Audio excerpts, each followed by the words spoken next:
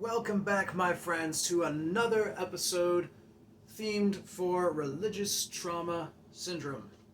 My name is Rogan Freewolf, a fellow survivor of religious trauma syndrome, and today we are going to be talking about revenge or vengeance versus justice and what the difference is. Now, of course, everyone struggles with the concepts of revenge versus justice. Sure, we know there is a difference, although some people say there is no difference. That's what we're going to be talking about, of course. But a lot of people don't realize the connection that one can have between those and leaving religion. So if you are not one who has been through religious related trauma, this may help you understand, this video may help you understand where a lot of anger and stress is coming from, or why it's there, perhaps, hopefully. But it's more so themed to explain the differences between the two and why, well, we'll get to that. I will do my best to let you decide. Of course, I have my own opinions. I'm no professional. Like I like to say, I'm not a professional psychologist or a doctor of any kind. I'm just a survivor, like everyone else. And I'm just sharing my experiences, what I've learned, what has worked for me, what has worked for others, and I just try to pass that on to make life easier for those who have been through similar things that I have. Will all my advice work for everyone all the time? No. Will some of my advice work some of the time? Yes, for sure. So it's up to you to take it with a grain of salt, and I'm going to leave links for other videos affiliated with this topic as well that I'll mention later on. But for now, let's just dive into talking about revenge and justice and how these feelings of anger kind of correlate from religion and from trauma connected to religion, and seeing the differences between the two. Just talking about the differences, I got 6 differences, if you can believe it, between revenge and justice. So yeah, they're really not as similar as you may have thought. And then I've actually got not a religious trauma based story, but a real life story about revenge that I'll share with you, and then some of my personal feelings that I went through and the revenge I wanted to take and decided not to. And part of how I decided to not do that, or to not follow through with those things. So, without any further ado, let's jump right in. Revenge comes from the feeling of wanting to get back at someone or something, because you can want revenge against a corporation or company or religion, a non, so to speak, physical entity, you could say. But of course, most people want revenge against an individual, but there's a lot of people who want revenge against a system or against a company, or something that screwed them over as a whole, a large entity. And in religion, this can happen from discovering that the Bible isn't all it's cracked up to be. Realizing that there's actually a lot of bad morals that are shared in the Bible. A lot of incorrect takes taken and then preached on, and a lot of people have used the Bible, not just twisting it to make it serve them, but using literal bad beliefs that are encouraged within the Bible. And sometimes those people genuinely want to take advantage of those bad beliefs. Some people are just so committed to following whatever is in the Bible that they'll just try and figure out a reasonable way to accept it and work it into their lives. And if you're new to the channel, I do my own little side. I've been doing my own little side series of talking about that, specifically the good, the bad, and the Bible. Fun series. In fact, I might be doing a couple episodes after this one on it, just to take a little break from this theme. But so there's when people realize that there are things in the Bible that are wrong, that there are teachings in the church that they've been taught that are wrong, that they've been screwed over, they feel really hurt and they want some kind of revenge. They either want to get back at the person who hurt them. A lot of the times that they're upset because God didn't step in and stop, the abuser or the liar, or the individual who hurt them that caused them to leave, and that combined effort drove them out. Or sometimes just seeing sometimes seeing hypocrisy. You don't always see everything from an outside perspective, but there's a lot more you can see in many churches by going back over and over again, and you can spot the hypocrites quite easily. And it can be a pretty disgusting sight once you get ingrained enough into a church that has hypocrites in them. And it's not cool. It is disgusting enough to make anyone want to turn away from Christianity.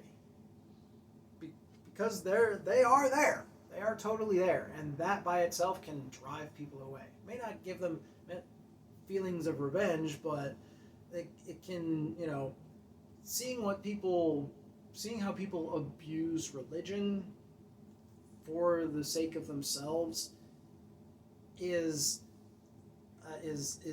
really not, fortunately, I didn't witness that sort of thing. At least I don't think I did. I wasn't aware of it. But I know if I had, and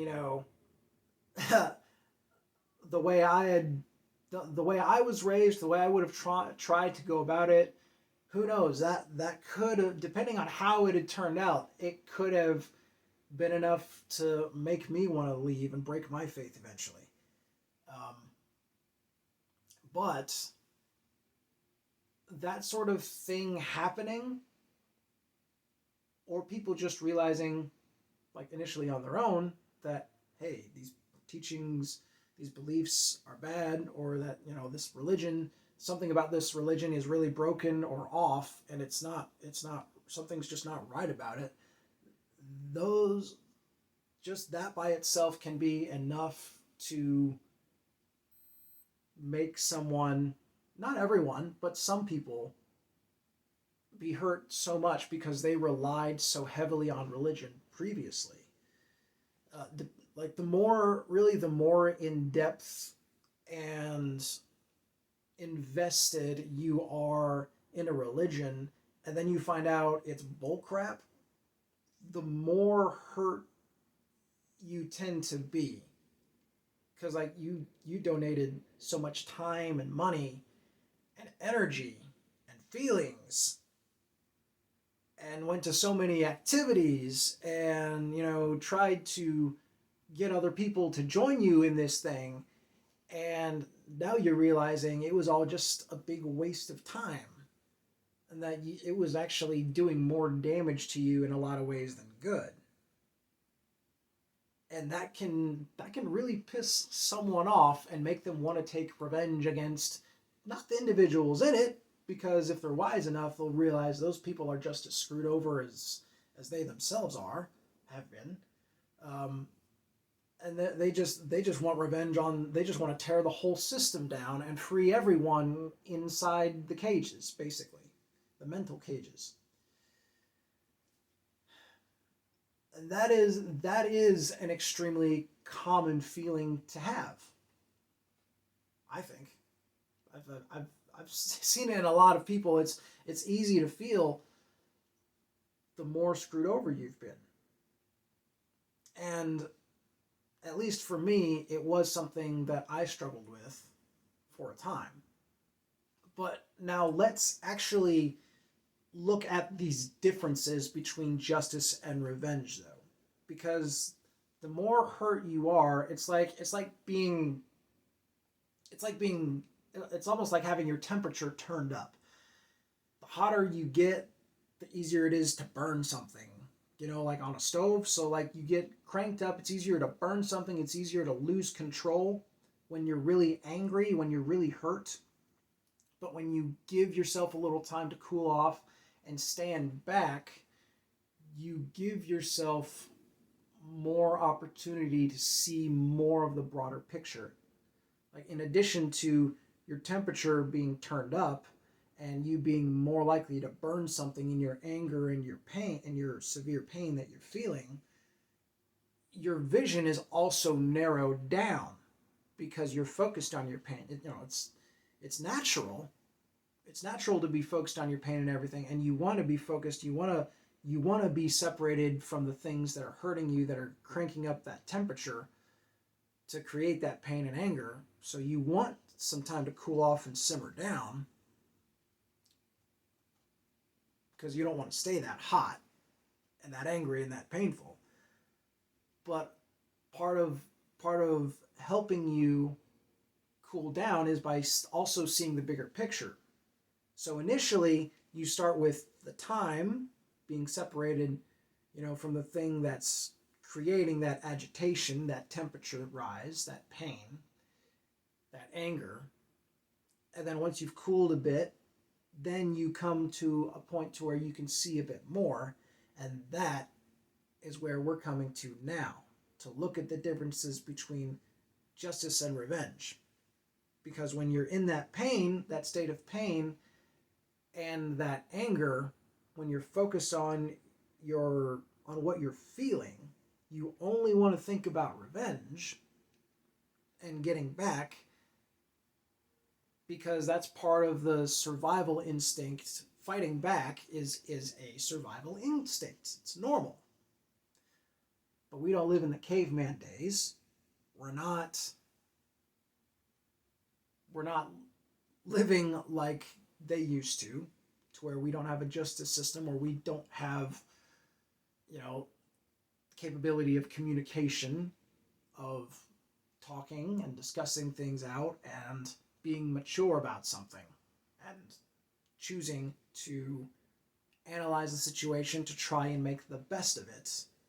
So, by looking at the best of it, we want to stand back and look at, while we're cooling off, we want to start analyzing, all right, how far do we actually want to take getting back versus getting justice? And what is the difference even? Are they the same? Are they ever the same? Well, let's talk about it. The 6 differences between justice and revenge. Now, think about it. First, right out the gate, what does justice even mean? It means fair. It means balance. Revenge? What is revenge seeming to always do? I mean, justice is about correcting offenses. So is revenge. But why does revenge have this seemingly negative stigma?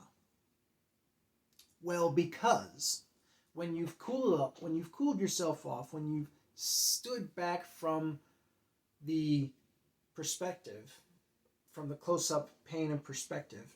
In fact, let's say you're not even the person who was involved and you are the judge or the cop or something. You have to look at both sides. And it's really hard to do that when you're in a vengeful or revengeful state of mind. So, justice aims for equal compensation. Revenge just wants to create more suffering in response to the suffering it was given. All it thinks about is wanting to dish back what it got. With justice, justice aims to keep things fair for everyone. Revenge wants to cut out and not care about anyone else involved for the sake of the satisfaction of getting that revenge.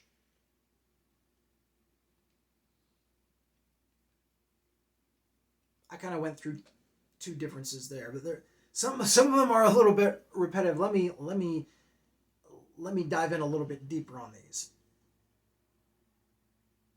Keeping equal compensation, keeping things fair for everyone involved, including the offender. So let's say you're driving along in your vehicle and you get cut off by someone. And in the moment, you're angry, you're mad, you want to flip them off. It's a rude gesture if you don't know what that means. You want to show your aggression to them. Maybe you want to hit them in their vehicle with your vehicle. That would be revenge.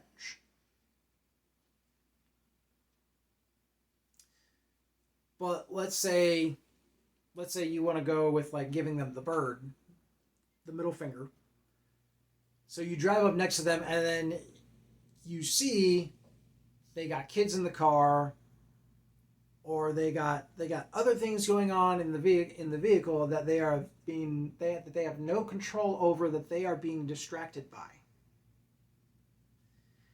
And you realize, it was a bad move on their part to drive the way they were. They should have been working a bit harder to pay attention or something, but it's not ultimately their complete fault for driving the way they did. They had other things involved that were pulling their attention away from being as good of a driver as they should have been. And then you decide, all right, you know what? It's not even worth flipping them off. I'm just going to let it go. That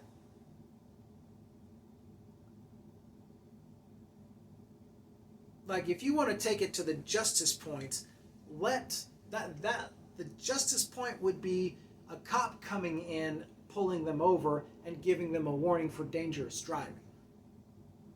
Is that your job, though? Are you a cop? Are you getting paid to do that? Is that worth your time? No, not really. That is what a good justice system is supposed to be there for. We're in an advanced enough society to where we should be able to let certain things go like that. That's a small scale, everyday kind of level. When it comes to religious trauma, in my case, it's not why I left religion, but the way my parents spanked me when I grew up, it was not a good way. and it was ultimately abusive. But the reason why I don't want revenge on them and why I don't take it personally is because I learned they had, their own background where they were raised the same, if not more strict, and beaten even worse than they beat me. And that they were actually trying to be lighter to me. And that is my case. Everyone's case is different when it comes to revenge and taking things personally. But there is always, I mentioned this in the previous video, there is always a cause behind the effect. The effect was whoever hurt and offended you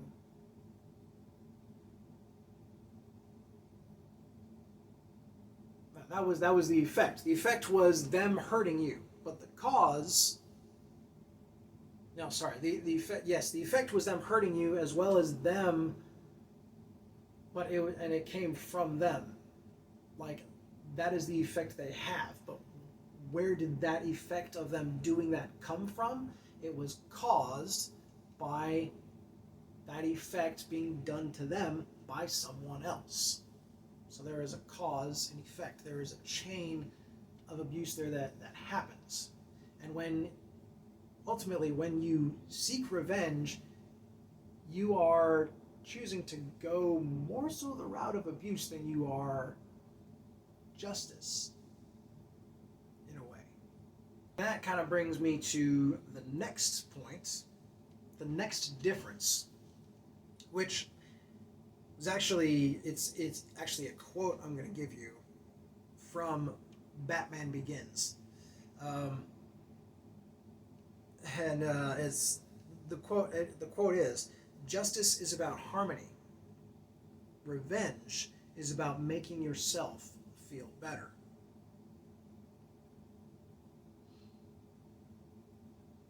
So, another way I could word it, I made it a separate point, but it's relatively the same way. Justice aims to restore balance so everyone can get back to moving forward, living their lives.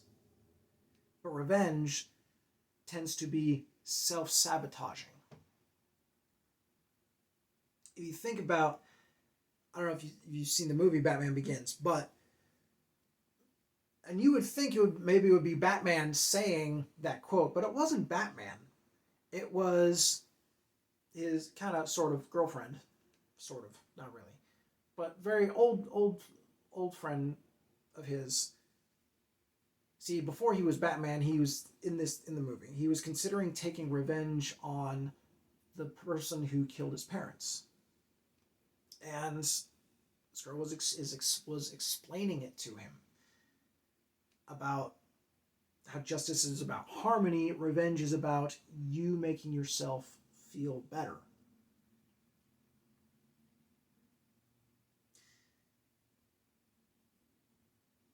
And if he had gone in there, he not only knew who the killer was, he knew the person responsible for that killer being on the streets.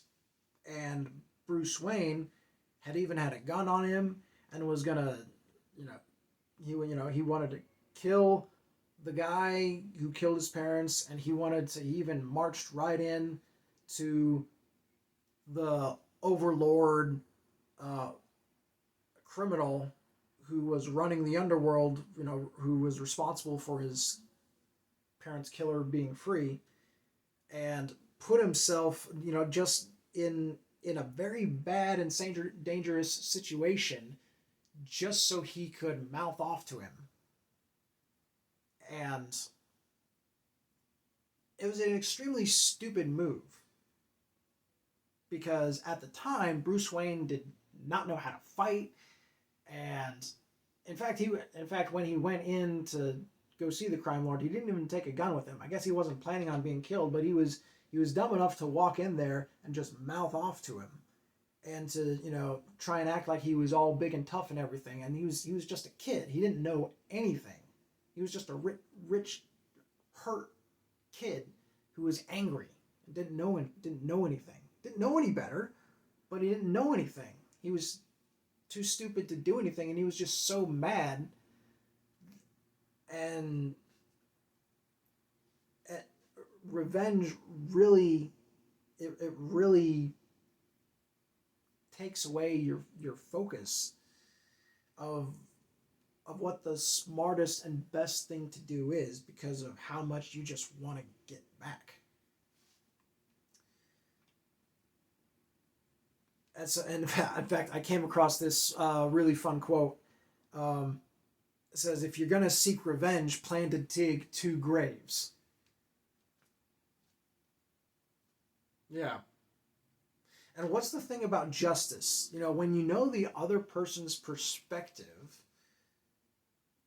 and you're from an outside perspective, you say, okay, this guy is a criminal. This guy was, maybe he was in, religion, and he did something bad to this person who is offended, let's say.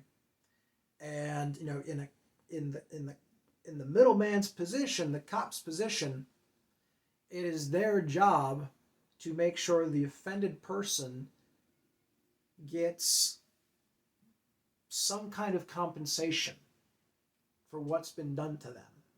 And that the person who did wrong is, from an understood standpoint, properly punished. There is a reason why in the modern courts there is such an excuse as being able to plead insanity. Unfortunately, they abuse that. But there are other reasons, the reason why that is a thing is because insanity can literally be a reason for people doing the things they do. And when you are, you think about it, if you were in that position where you did something wrong to someone else and it was because you were insane, or because, well, let's hope not. Most people are not insane. But, it's, let's say, you offended someone because, well, I used to be a very serious Christian, so I used to offend people by being just my genuine self as a super serious Christian. I was being myself, but I was offending them.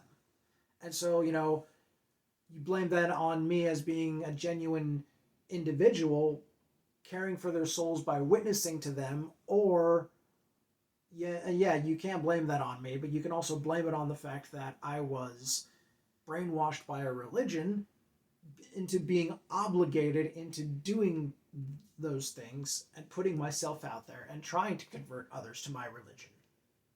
So it is my fault for going along with the religion I was in, but at the same time, there are some things you can't count against me because I didn't choose to be born into a family that would teach me to be such a crazy, strict Christian.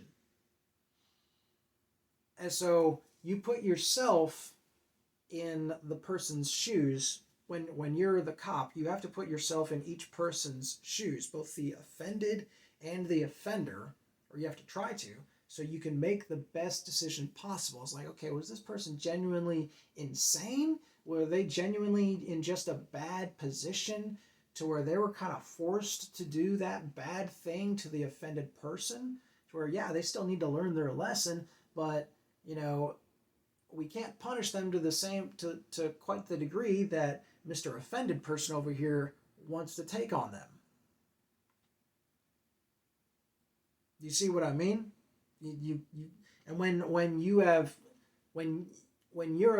the one who's been offended and hurt, and you've had the time to cool down and see things from a bigger perspective, you learn to see things more from that middleman's perspective, and you're able to see your anger, as great as it may be, may not be quite as warranted as what you originally thought.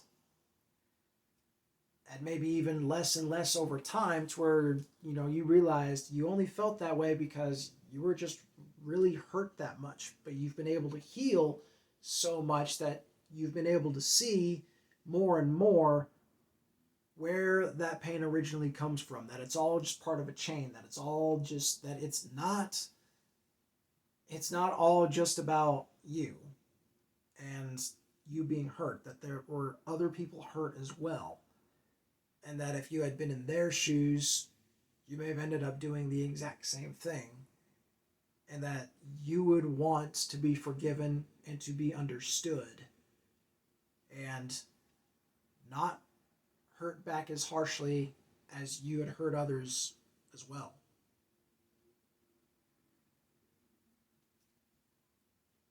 And that is where you are starting to understand and lean more towards justice as opposed to revenge. Another way you could say it, revenge answers destruction and pain with the intent of more destruction and pain. Usually more than what they were given, too. But the intention of delivering more destruction and pain is what they're ultimately going for. With justice, on the other hand, although sometimes justice does require dishing out pain and destruction as part of its response, justice always comes from the intention of overall repair and restoration of balance for all parties involved. Meaning, it wants to help the offended person to be healed and be able to move on with their lives, kind of like how I said before, to restore the balance so everyone can get back to moving forward, living their lives.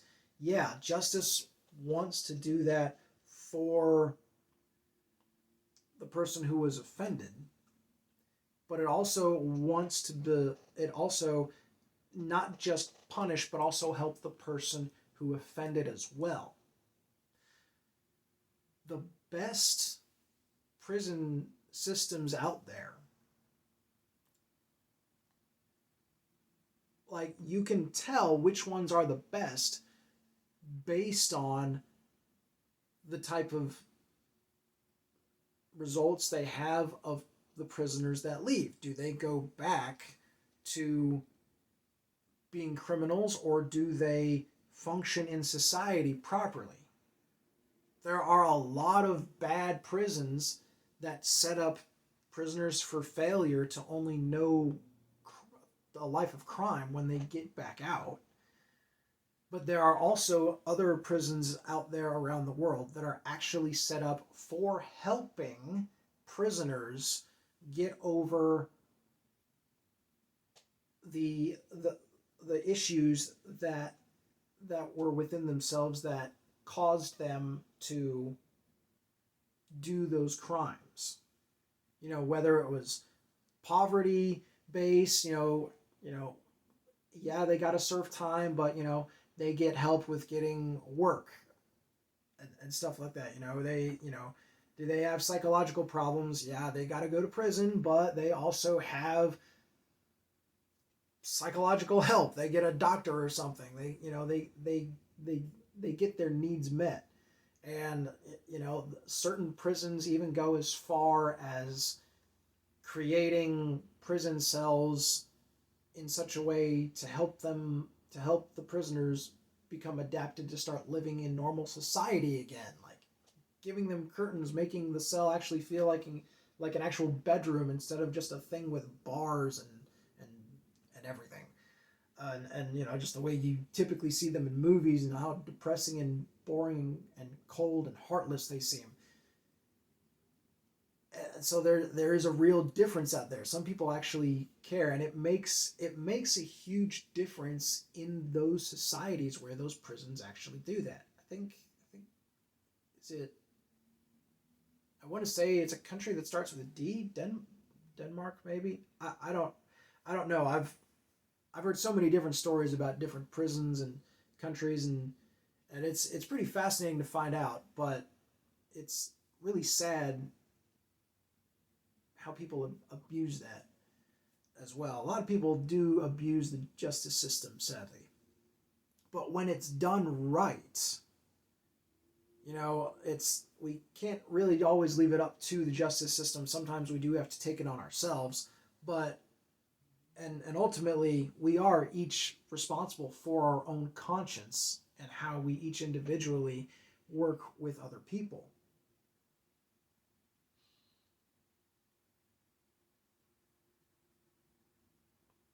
So in that sense, yes, some a lot of times, there's nothing about there's really no necessity for violence. You can often talk your way through situations if you are. I mean, sometimes you can't. Sometimes the other person doesn't make that an option, but much of the time you can talk your way through things. Believe it or not. And part of the way you do that isn't by telling them, hey, you're wrong, you're wrong, you're wrong, you're wrong, and this is how X, Y, and Z. Because that's also part of revenge, is just telling people off. That's, reacting to your immediate emotions like that. That's not going to help.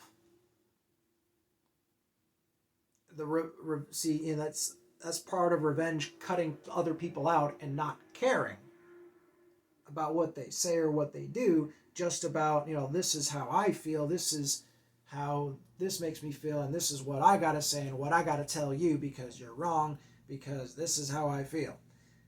It's all you, yourself. That's really what you're focused on. Revenge doesn't usually care why the bad thing happened. Because to them, that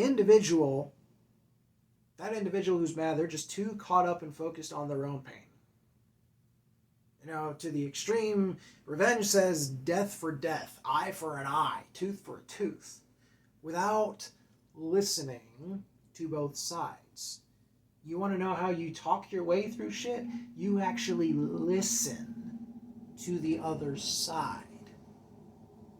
That's the difference. Well, the last big difference that I got between justice and revenge. Revenge really doesn't want to listen to the other side. They just want to react. Let's do it. Let's punch them in the face. Tackle them on the ground. Break their leg. Report them to the cops. Let's do something right now. Justice, on the other hand, always wants to know both sides. Because when you know the root cause behind the offender's actions, you can then decide better how to respond. Maybe they only did what they did because it's how they were raised. Maybe they are in serious need of therapy. But whatever the cause, that is why taking the phrase an eye for an eye, literally, like as a literal way of living, is actually not such a good idea. Justice always looks for the best, most fair solutions for both parties. Yes, justice wants the offender to keep living their lives on happily and, get back to them what is owed if possible or some kind of compensation.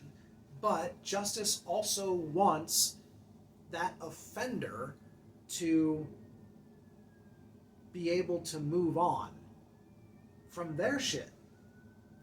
Yeah, they gotta make up for what they did for their offense, but true justice wants them to also not repeat that mistake. Not by killing them. I mean, in some cases, it's extreme enough to where execution is necessary, but it's very extreme. If they won't stop killing, then, well, you have to put them down. But 99% of the time, you don't have to kill people. You don't have to imprison them, even. You can talk to them. You can work with them. You don't have to beat them up. You don't have to hit them. Even with kids, you don't have to hit them. You don't have to beat them. Violence is not the answer. Honestly, violence is it's like revenge. It's like,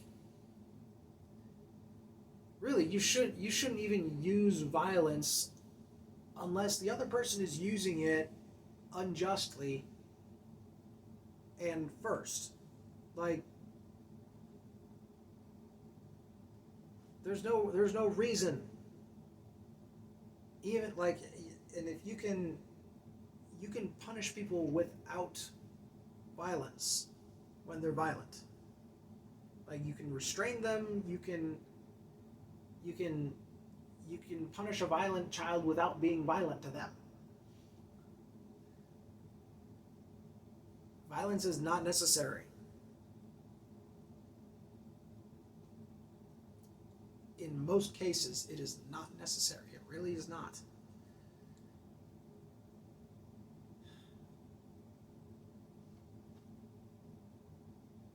And speaking of violence, that leads me right into the story that I was going to share with you. So there is a great story. I only know it by the movie, called Fearless. And the main actor is Jet Li. And it's not the primary focus of the whole story, but it is a key component for sure.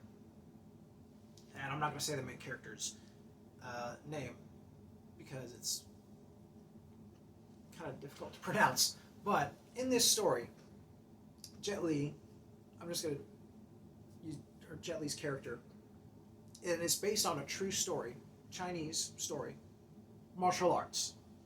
Yeah. Watch it if you can. It's awesome. It's really awesome. But within this story, Jet Li's character, or the real character, this whole movie's based off of, because it's something that actually happened.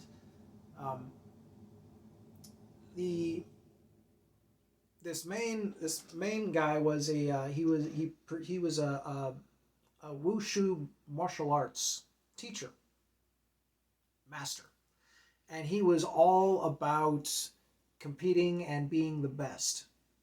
And he got into he was always rivaling, always doing competitions, and he had one person left he had to fight. And they weren't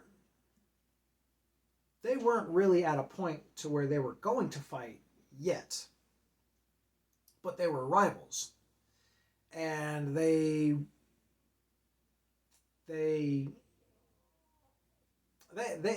met up at one point. They had a little smack talk, but they weren't going to fight each other. Not yet. They weren't at that point.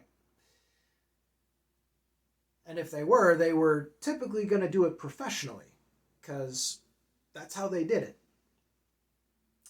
But one night, the Jet Li's character he was playing, one of his students is brought to him by the other students, and he's all beat up and everything. And they tell him, yeah, well, they bring the student in, and Jet Li's guy, he's like, what happened? Like, who beat you up? And the students tell him it was a rival wushu master teacher guy. The same one. And Jet Li's character, he storms off straight over.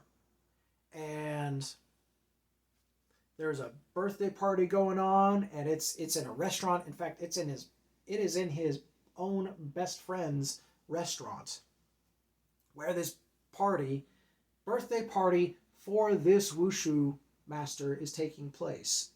He goes in there, and he has 0 fucks to give. He disrespects the crap out of him. He challenges the master to an immediate fight, and the other rival master doesn't deny what he did, but he says, before anything else, he says, you don't know the facts. Remember that. You don't know the facts. Jet Li's character, he ain't got time for that. They fight. They clear out the restaurant. Everyone leaves, and the two, they go at it. And it is important to know that he isn't going for the kill. He doesn't do that. But he is going for the pain. And they have a pretty epic fight, not gonna lie. And you can see the rage. And it's a pretty cool fight. And Jet Li kicks his ass. Kicks his ass so hard that, well, he wins, he leaves, students are all happy that their master won. They go across, they wreck the fuck out of Jet Li's best friend's restaurant, by the way. The character's best friend's restaurant. Yeah,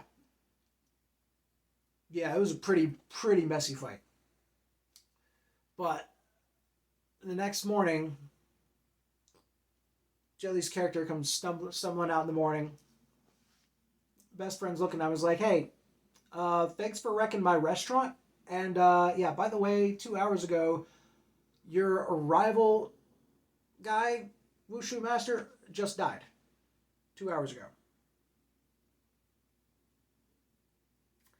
And it crushed Jet Li's character. And he went home. Well, he was vomiting. He was sick. He had no intention of killing that man. He just wanted to hurt him. He really wanted to hurt the crap out of him, and he did. But his final move, he punched that wushu master in the heart. And that is what ultimately killed him. Later.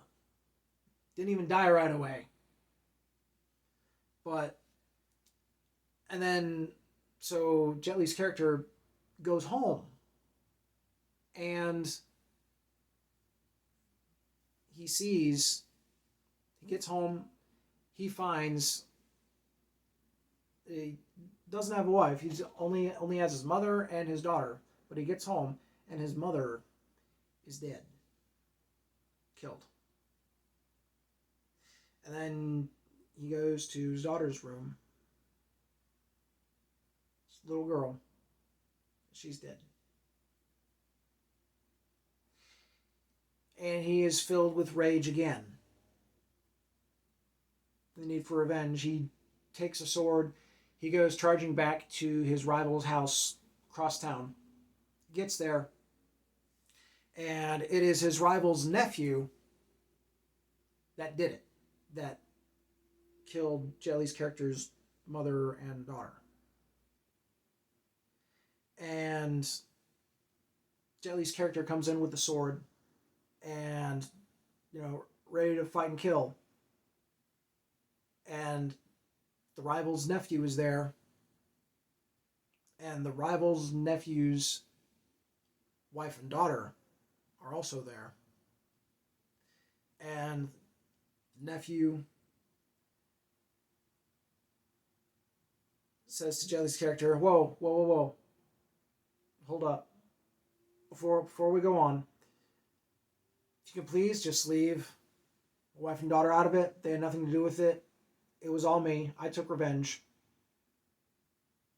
Then he looks at them. He says, I'm sorry for what I'm about to do. And then he kills himself right there before anyone else can do anything. Jet Li's character is enraged. He can't get revenge on the nephew as the nephew's dying there bleeding out. The nephew's family is there crying their eyes out. And Jet Li's character is he's so mad, he wants to get revenge. He almost goes after the nephew, but the nephew's dying. There's no real revenge there. And then he looks at the wife and daughter, points the sword at them. But then he sees, in their eyes, he sees his own daughter, his own mother. And he drops the sword and just leaves.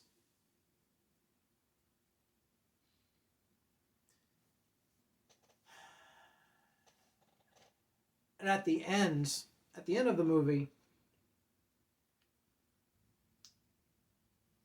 spoiling it a little bit, but you kind of see it coming, so not entirely. It's still worth seeing the entire movie. But the very end, Jelly's character gets poisoned during a martial arts match. Very big one. And he's dying. And one of his students says, please let me get revenge. And Jelly's character says, no, please don't. Please don't get revenge. That will only lead to more revenge, more bloodshed.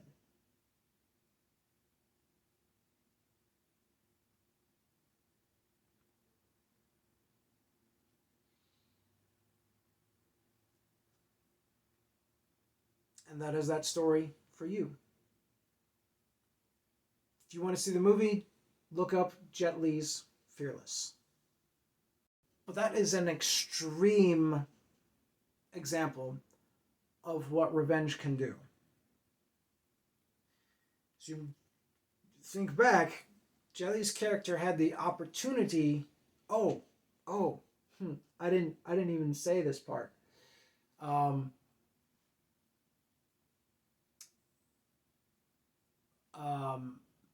I totally forgot to insert this part into the story. But after Jet Li's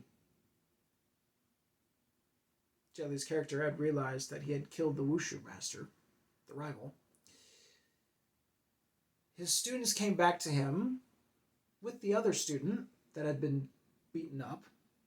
And they said, hey, we got some new news for you that we didn't have previously. And they look at the student and say, go on, tell him. And the student says, yeah, I was, I don't want to say anything before I realized it was kind of like I didn't intend for him to die or anything. I would have spoken up sooner, but the whole reason the rival Wushu master beat me up was because someone told on him that I was sleeping with one of his mistresses.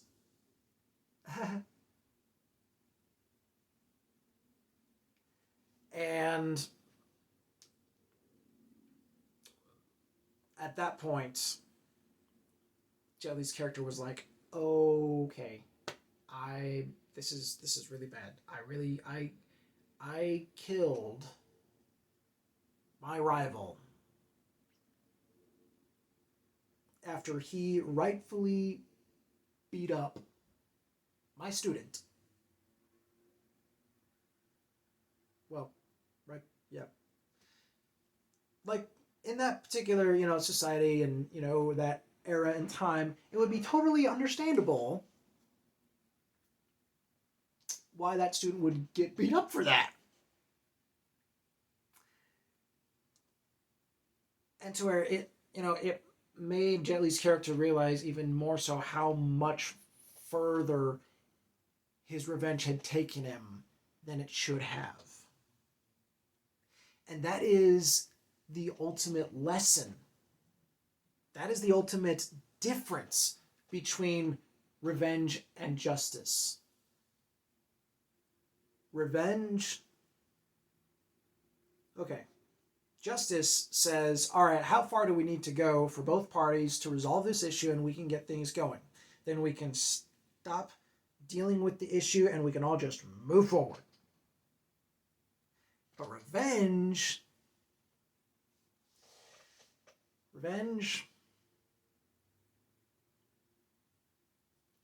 you remember when the Wushu rival master said, "You don't know the facts"? He was referring to the fact that if Jet Li's character knew why he had beaten up Jet Li's character's student in the first place, that Jet Li's character wouldn't even be there to fight him. In fact, he may have beaten up the student himself. Give him an extra ass whooping for that. Who knows? But he definitely would not have gone such crazy overboard in the revenge department, much less used such a deadly move on his opponent's heart. He wouldn't have had that much fury and anger with him if he had known why his student had been beaten up in the first place. And everything would have gone completely different.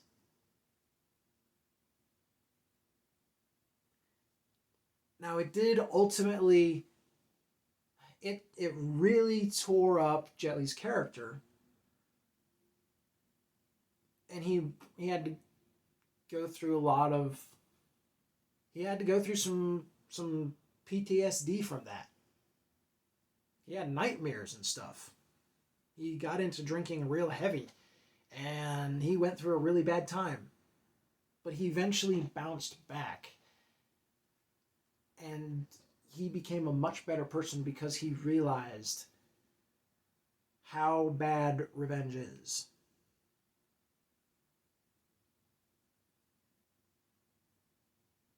And just how far it will take you. How much further it will take you than justice will. Justice will take you to the point where it needs to be and then stops and then lets everyone else go. Revenge doesn't want to let go. It keeps hanging on. It keeps wanting to do more than what is actually fair. For me, there was a time, and I'm kind of embarrassed to admit this, but you can understand where I'm coming from. At least some of you will. Because I've hopefully explained it sufficiently at the beginning of this video. But there was a time when I wanted revenge myself. Not against any individuals. Well, that was I did. That was very brief. That was like literally momentary. Because of how much information I already had, when I was angry in the moment, I didn't do anything. And I was able to simmer and calm myself down and let it go. But a bigger, and it was very momentary. But and it was actually against. I mentioned it before on this channel. It was against my dad. He wasn't even there physically, so I couldn't have done anything. But it was literally the one time I wanted to do anything in revenge against another human being on a physically harmful level.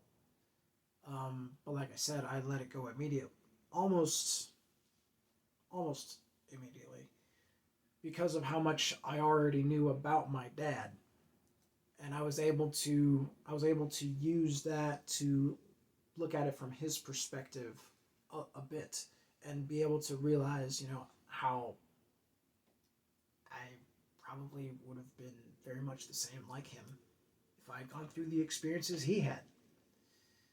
And that was able to help me let go of that and get over that so much easier than if I didn't have any of that information. But the bigger overall thing for me is with my dad. I don't even connect that to religious trauma syndrome. For me, my biggest hurdle, and I guess ultimately part of why I've chosen the topics that I have for these videos, for these RTS themed videos, was because they're all what I personally struggled with the most.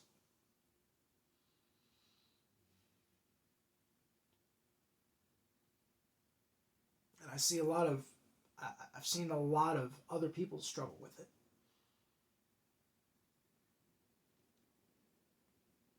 Whether it's against an individual or against the entire system.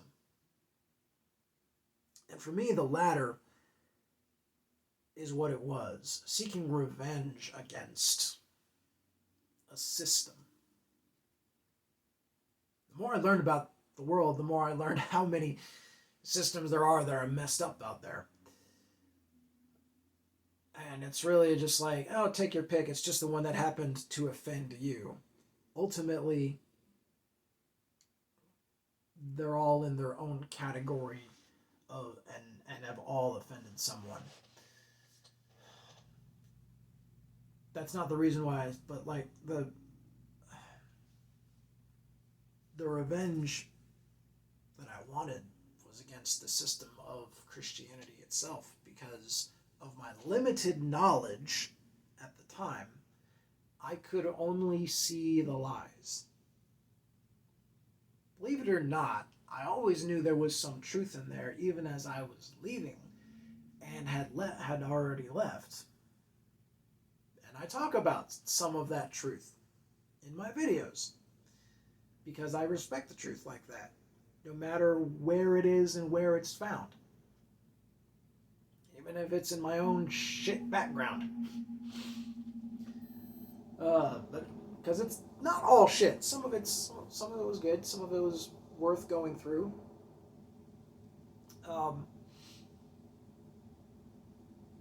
But because of my limited knowledge, I didn't know how much truth was there. And the more I learned about Christianity as a whole and its history, I did go through a period where I grew to hate it more and wanted to tear it down even more. I still have a hard time with how I look at Catholicism in particular. It's because of what it is. I see it as a separate thing from Christianity.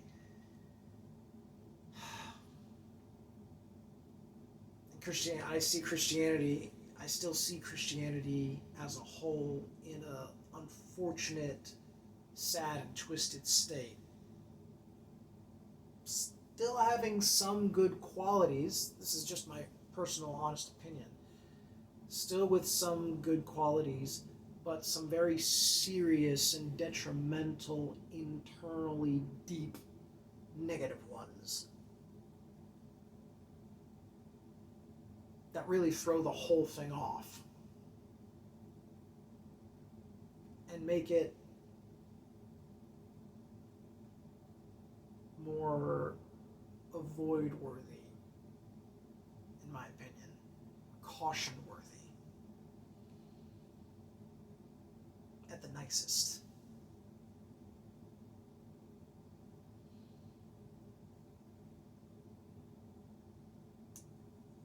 But I mean that's where it is now. But I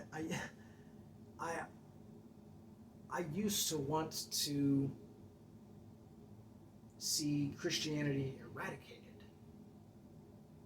I didn't want to hurt people. I was not that deluded. But I wanted to see the belief system removed. I wanted to see the evidence of it removed.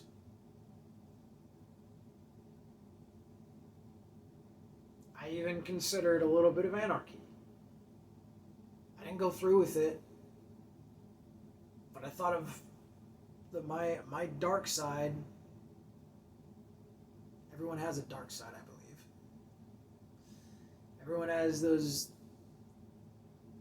dark things they want to do but know they shouldn't. And we can choose not to. The more mature of us choose not to. We all still stumble and fall, but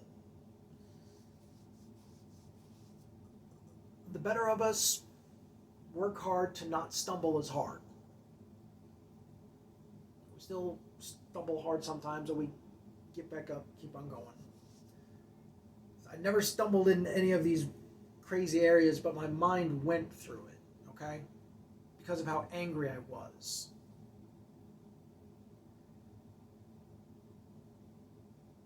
The anarchy that I wanted, that I in particular wanted to do, was to burn churches. And I'm at a point now to where I don't approve that. I've seen it done in movies by, and I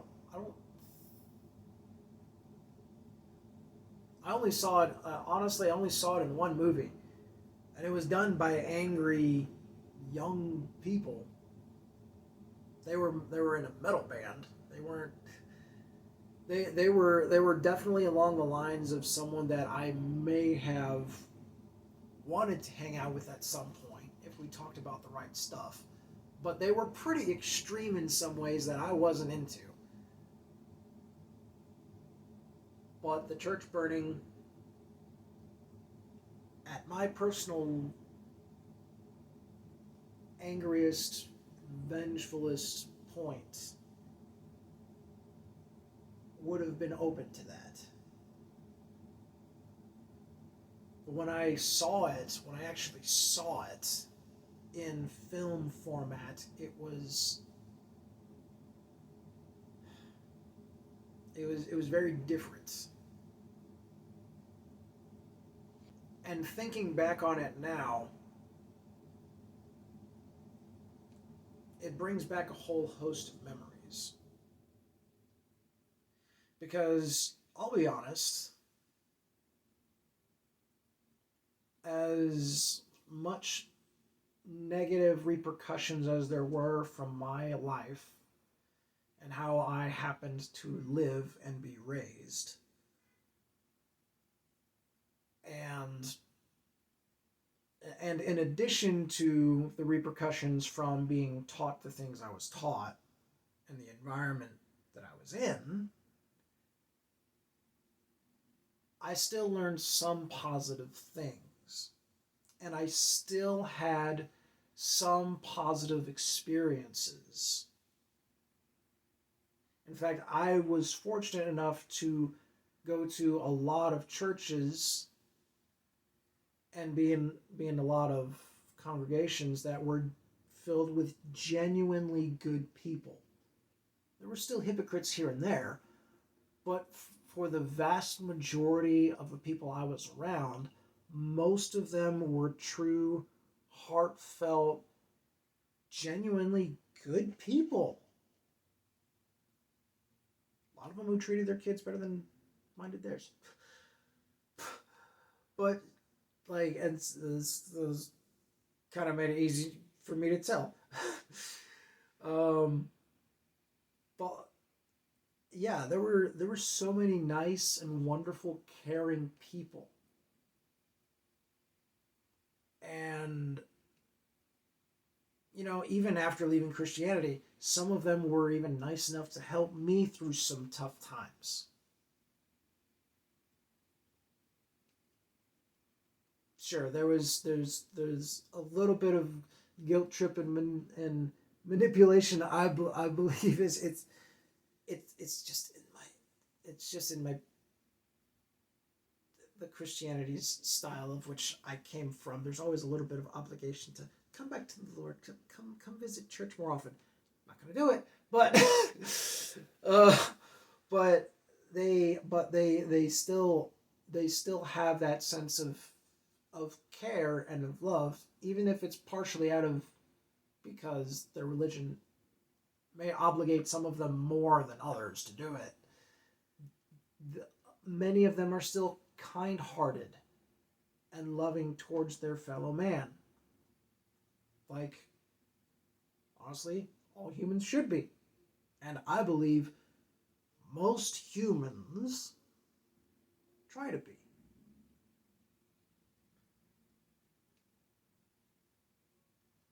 And I realized watching the churches burn, because in this movie, this metal band was doing it anonymously, and they set a string of churches on fire over a period of time. They were eventually caught. It was based on another based on a true story movie, and it was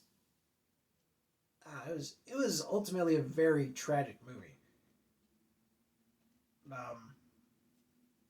But watching those churches burn, I've been to I've been to so many churches, and I've had so many,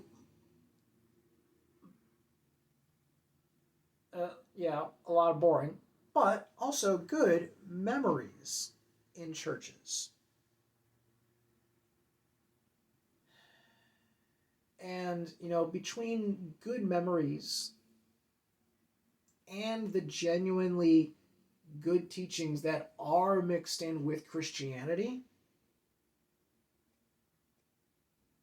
when I stepped back and looked at it, I realized,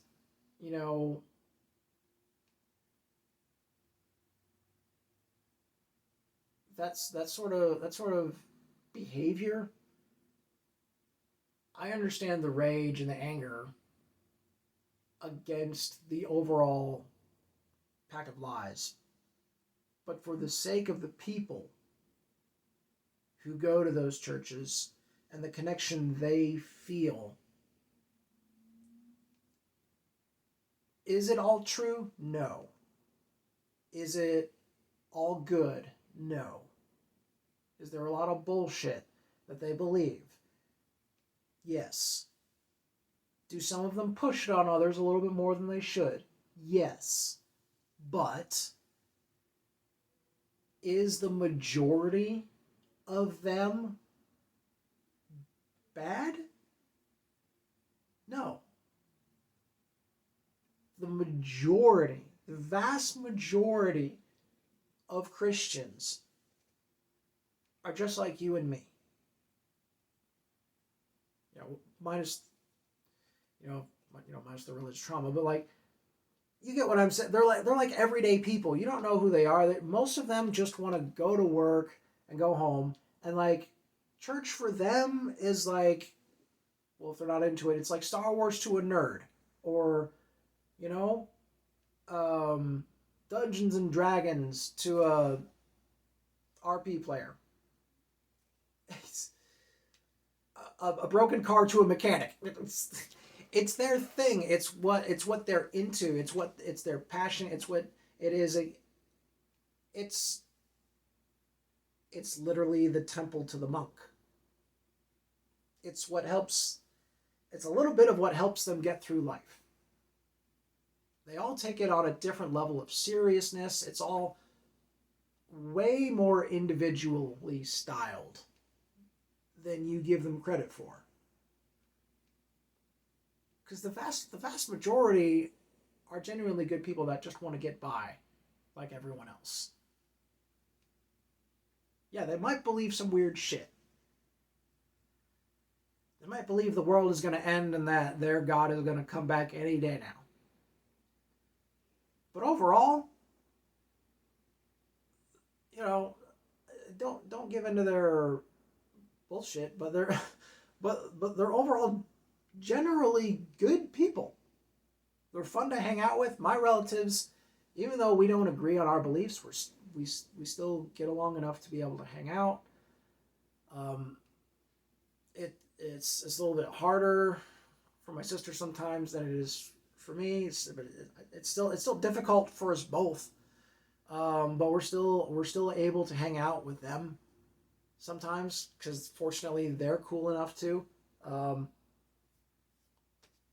Some Christians aren't cool enough to hang out with. Like I said, they're all different, and you can't make it all personal against them because they choose to be in it. At the same time, they didn't really have the negative experiences and the negative revelations that those of us with RTS had and still do. And it sucks that it's like that, but that's just how life is, and we kind of have to roll with it. But so ultimately, I realized the reason why it was a bad idea to take revenge against wanting to take down all of Christianity for several reasons, and for not burning down churches. We'll start with the not burning down churches. Why was that a bad idea? Well, it's really, even though you think you're doing it against the system, it's not really doing anything to help tear down the system at all. Yeah, you're destroying an image, a replica, but at the same time, it's more than that. That's all it is to you. It is an offense to you, yes, but you got to step back and you got to look at what it means to other people who haven't been offended, who haven't been hurt yet, where it still only means a place of positivity and joy for them. And that's what church is for so many people. I'm filled with I like it's hard to describe like how disgusted and icky I feel when I go into a church, honestly. But I respect it for what it is, for the people that go in there, because I know the vast majority of them are good people and only mean well, even if they believe some weird stuff. But also, for specifically Christianity itself, the more I studied it, the more I realized just how much more it is actually based on truth. I'm not saying that it's the answer or that it's the way. In fact, that's absolutely not.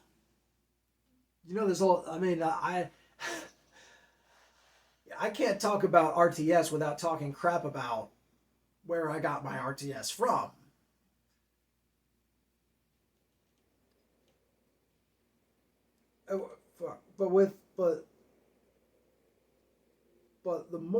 But I have to be honest that the more I studied, and I'm never gonna tell anyone to try mainstream religion, mainstream Christianity, or like mainstream my version of Christianity that I went through. Hell no. But there are things about Christianity that Christianity is based off of that I have learned that really make sense and fit along with the world. I'm not on board with the sin and the whole you gotta believe in Jesus to be saved and all that shit. No. But there are a number of things that Jesus himself did preach about that were actually good. And at some point, I actually do want to. I want to get into the Gospels and maybe even talk about some of the stuff that Jesus talked about that aren't in the Bible. That would be fun, but I haven't read any of those books yet. But so I've realized from all this studying and learning about Christianity and where it came from and how much of it is actually true, I've realized that modern or mainstream Christianity is really actually a twisted version of what Christianity was originally meant to be. And so honestly, when I realized that, I realized maybe getting rid of Christianity isn't really the best answer. Trying to fight it maybe isn't the best answer. Maybe just being the example of what all those good teachings are talking about is the right answer. Maybe just showing other people how to live right is the best answer. Instead of trying to fight, instead of trying to argue all the time, I mean, you got to debate, but there's a difference between arguing and debating. Christians do have a hard time figuring out the difference because a lot of them argue for the sake of conversion. They don't know how to argue with an open mindset with the perspective that they might be wrong. A lot of them are really locked in where they're at. But like I said, debate versus argue. But that is why I don't seek revenge against Christianity or against churches anymore. Because there is truth to be found. And it's my personal hope now, instead of seeking revenge, I would much rather see Christianity be fixed than destroyed. Because honestly, there are a number of beautiful things about it that would be unfortunate for it to disappear. Sure, there are other religions that portray the exact same stuff that Christianity does. Christianity is just a buffet of all of it. But that's part of what makes it kind of nice. But it's also very twisted where it's at now. If it were more like what I now believe Jesus originally intended, then I don't think Christians would be out and about trying to force everyone, well, not all of them do, but some of them, force was not a good choice of words. But a lot of them like to go out and obligate and street preach and try and get people to convert. Honestly, I don't believe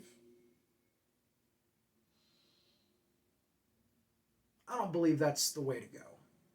I don't think that's how Jesus originally intended for Christians to act. But that's just me. But because they don't understand that, a lot of Christians these days haven't done the research. They just went to church and listened to what they were told. So a lot of them will never understand that. That's unfortunate, but that's something we just got to work with and continue to share our voices and the information we learn. And maybe churches will have a better use than just for brainwashing people someday. Maybe they'll be turned into homeless shelters. Maybe they'll be turned into places of more service than just meetings to keep the preachers happy. Who knows? But revenge just isn't the answer. I've learned. It's not worth it. It's not worth pursuing. And even doctors and scientists say that too much anger is not good for you.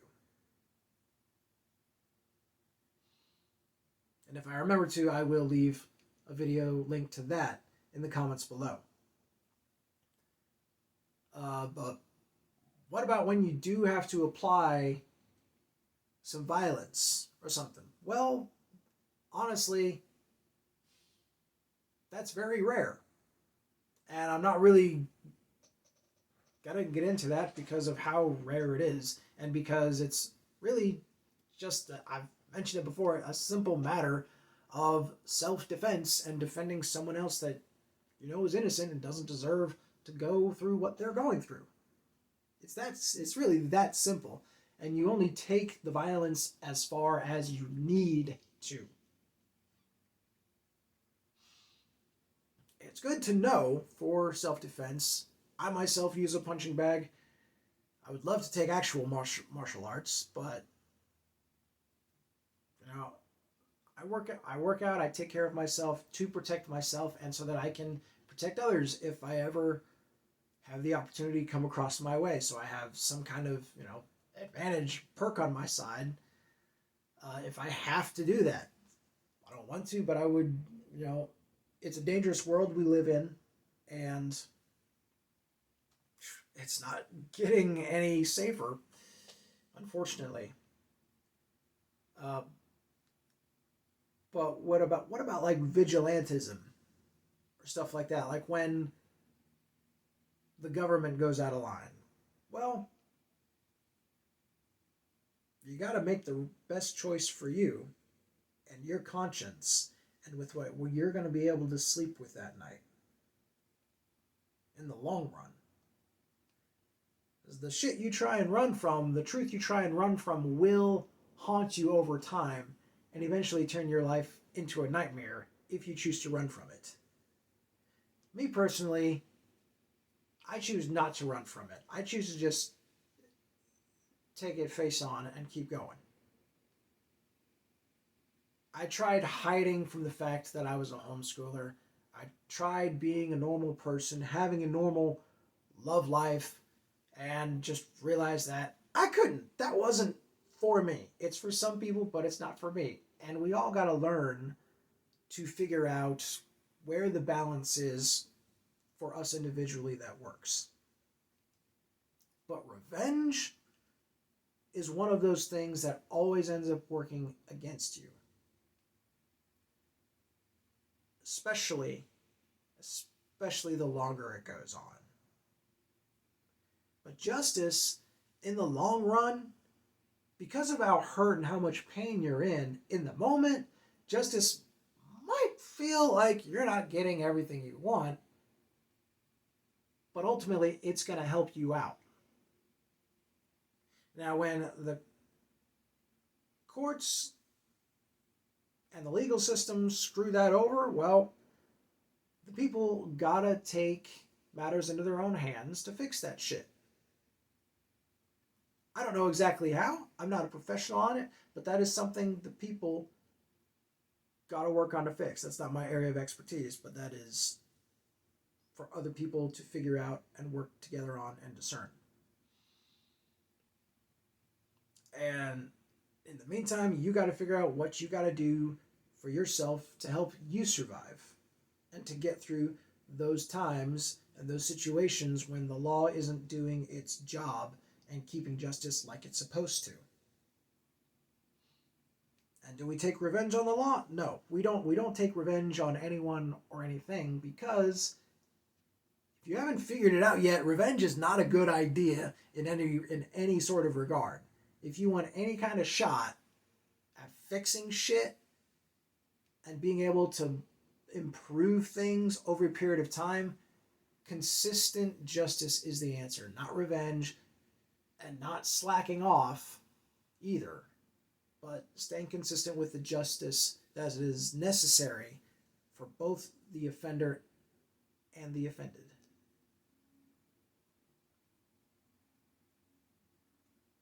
And that means looking at both sides of it, keeping both sides in complete mind and keeping all the facts straight and up front that you can. Because that's what's gonna help you make the best choice to be able to move on and make a better life. Who knows? The person who offended you,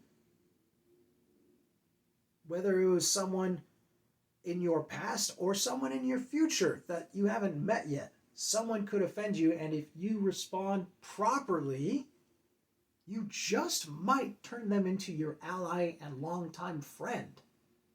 That could be of great benefit to you. Justice comes with a lot of perks when you do it right. And that goes from the small level all the way to the top.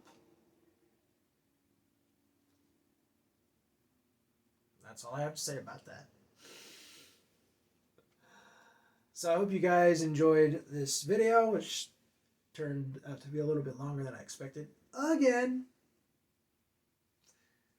But I hope you enjoyed it. I hope you learned something new. I hope this helped you to maybe move on or take a new look at something in your life that may be holding you back, that you don't need to hold on to anymore. Or maybe you know someone who is going through something similar, and so you can share this video with them. Or just share it in general. But leave a like, leave a comment if this video helped you, if you enjoyed it. Let me know if you've seen the movie, Jet Li's Fearless. Let me know what you think of it, what your favorite part was. There's so many good moments in that movie.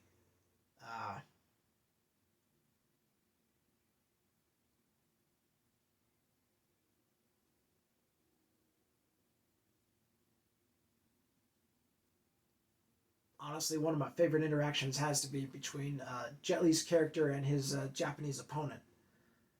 Just their whole from their conversation with each other all the way through the fights it is one of the most mutually respectful friend fights, you could call it, that I've ever seen in a martial arts movie. And it's at the end, but it's awesome. It's one of the, like, the whole movie is awesome, but just that aspect, that is really beautiful. You don't see two opponents with showing so much respect for each other before, during, and after a fight.